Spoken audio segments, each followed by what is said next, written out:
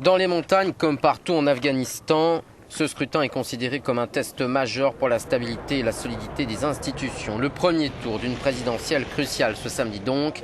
Malgré le risque de fraude massive, 8 candidats sont en lice pour succéder au président Hamid Karzai, seul homme à avoir dirigé le pays depuis la chute des talibans en 2001.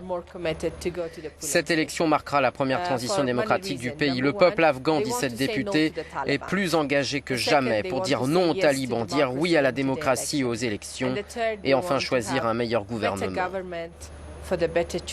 Une opinion que ne partage pas cet homme. Les gens ont peur, ils sont inquiets. Ceux qui vont au bureau de vote ne sont pas rassurés par la situation actuelle. 195 000 membres des forces afghanes ont été déployés dans tout le pays qui est en alerte maximale. Chassés mais pas vaincus, les talibans restent les artisans d'une violente insurrection.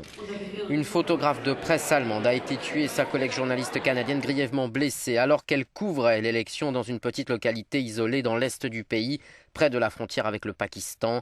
Les deux journalistes se trouvaient au siège de la police locale quand elles ont été attaquées par un policier.